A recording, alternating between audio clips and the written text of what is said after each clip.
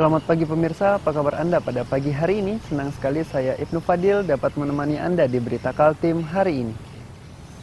Sejumlah informasi penting telah kami siapkan untuk Anda dan berikut di antaranya. Kanopi musala di sebuah sekolah dasar di Samarinda Ilir ambruk.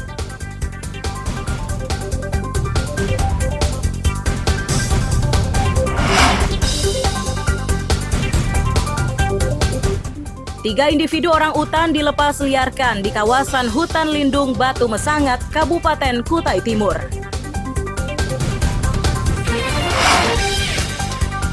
Jelang perayaan Irau Tengkayu di Tarakan, tokoh adat persiapkan perahu 7 haluan.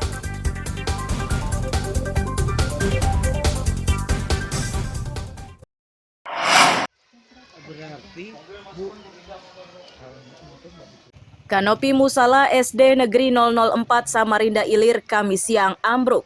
Untuk menyingkirkan material kanopi tersebut, sejumlah petugas dari Damkar, BPBD, dan relawan kemanusiaan dikerahkan. Pihak sekolah menyatakan ambruknya kanopi sekolah ini terjadi saat kawasan tersebut diguyur hujan deras.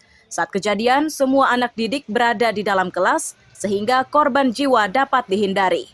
Meski begitu, sebuah sepeda motor rusak tertimpa reruntuhan.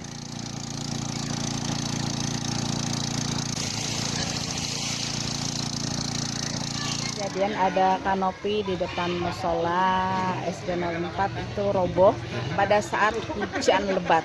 Hujan lebat ya? Nah, jadi kondisi anak-anak aman karena di dalam ruangan. Pas lagi proses belajar di dalam ruangan, Bu ya? Belajar mengajar. Sekitar pukul berapa tadi, Bu? Sekitar pukul 12-an kali ya Pak ya. Hujan, pokoknya hujan lebat tadi itu. Ya, sekitar itu kondisi di dalam ruangan itu adalah kelas 5, kelas 6 masih di ruangan. Masih di ruangan, Bu ya?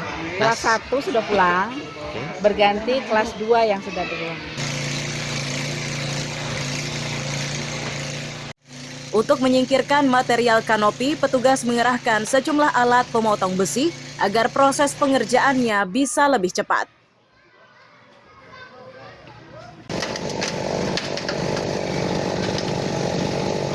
Kebetulan dari keterangan sekolah, anak-anak murid sedang dalam kelas untuk menerima pelajaran. Oke, jadi aman Pak Teguh ya? Tidak aman, tidak ada korban dan tidak ada harta benda juga motor yang tertinggal. Oke. Apa yang dilakukan saat ini Pak Teguh? Saat ini kami mengevakuasi atau membersihkan untuk kanopi yang rebah ini, yang jatuh ini dengan menggunakan cutting jack. Cutting jack ya? Ya, cutting jack untuk bisa rescue. Yang terlibat berapa personil dan dari mana saja Pak Teguh?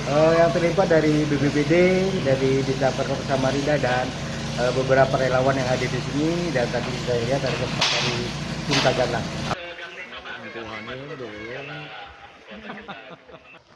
Petugas mengimbau para guru agar lebih mewaspadai anak-anak didiknya karena cuaca di wilayah Samarinda belakangan ini sering turun hujan disertai angin kencang.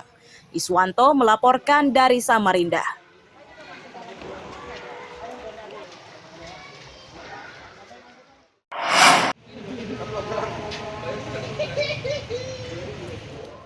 Ahmad Ilyas, pemalak sopir truk di kawasan Palaran, Samarinda ini digelandang ke Mapolsekta Samarinda. Pelaku ditangkap di wilayah Sebulu, Kutai Kartanegara, beserta sepeda motor yang digunakan untuk memalak.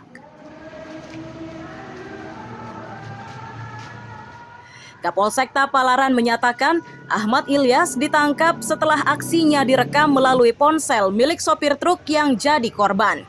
Video tersebut kemudian disebarluaskan di media sosial. Saat memalak, Ahmad Ilyas mengaku sebagai ketua jalanan.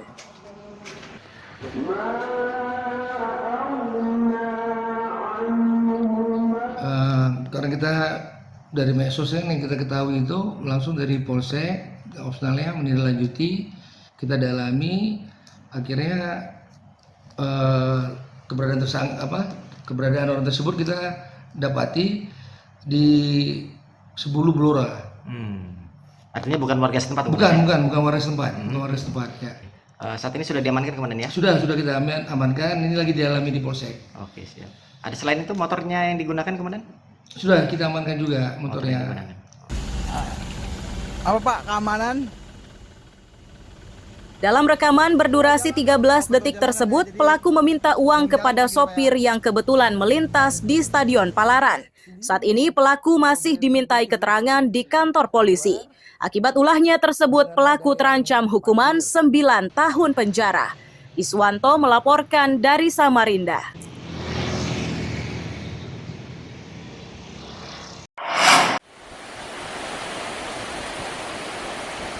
Tinggi gelombang air laut di perairan Teluk Balikpapan dan sekitarnya dipastikan menurun akibat pengaruh dari perubahan iklim dari musim kemarau ke musim penghujan.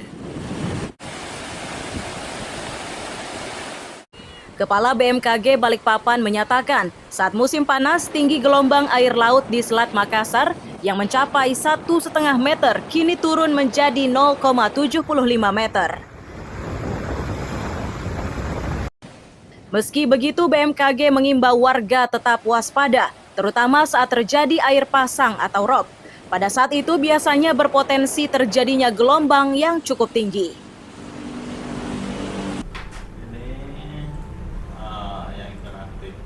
Gelombang fluktuatif ya. Kemarin sempat tertinggi pada saat puncak musim kemarau di September kemarin, sempat maksimal bisa 1 atau 1,5 di bagian Selat Makassar di tengah ya. Sementara untuk di pinggir pantai di Balikpapan dan pantai timur Kaltim itu maksimal 1,5. Nah, sementara ini perakiraan kami paling tidak seminggu ke depan gelombangnya tertinggi 0,75 untuk sekitar pantai baik di Balikpapan maupun sisi pantai timur dan Kaltim. Tetap kita waspadai adanya perpaduan dari air pasang atau rob dengan gelombang. Tentu akan sampai ke daratannya lebih jauh, walaupun dibanding yang 2 minggu yang lalu lebih rendah. Meski tinggi gelombang air laut berkurang, namun BMKG mengimbau nelayan yang menggunakan perahu kecil untuk tidak melaut hingga ke tengah. Imbauan ini disampaikan untuk mewaspadai kemunculan gelombang tinggi akibat perubahan cuaca. Amir Hamzah dan Riani Mantini melaporkan dari Balikpapan.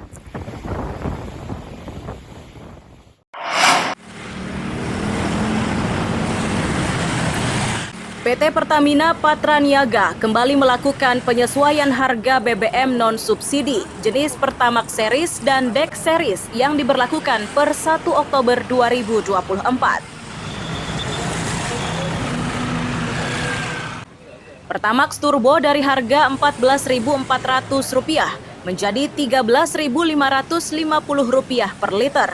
Pertamax dari Rp13.250 menjadi Rp12.400 per liter. Dex Lite dari Rp13.850 menjadi Rp13.000 per liter. Dan Pertamina Dex dari Rp14.300 menjadi Rp13.450 per liter. Pertamina Patraniaga Kalimantan menyatakan, penyesuaian harga BBM non-subsidi ini mengikuti harga minyak dunia. Jika permintaan meningkat sedangkan pasokan menurun, maka otomatis harganya akan ikut meningkat. Penurunan harga BBM kali ini lebih tertuju untuk BBM non-subsidi.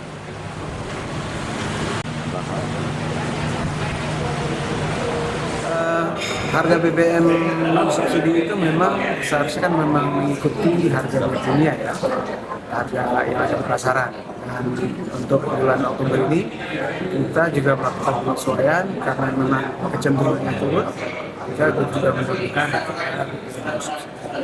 Biasanya faktor apa sih Pak yang menyebabkan harga BBM non-subsidi ini turun atau naik Pak? Faktor utamanya memang harga minyak dunia. Sementara harga minyak dunia sendiri dipengaruhi terbesarnya oleh pasokan dan permintaan. Karena fluktuasi pasokan dan permintaan di dunia juga saat ini terpengaruh oleh kondisi geopolitik. Evaluasi dan penyesuaian harga BBM non-subsidi ini akan terus dilakukan secara berkala setiap bulannya. Amir Hamzah dan Riani Mantini melaporkan dari Balikpapan.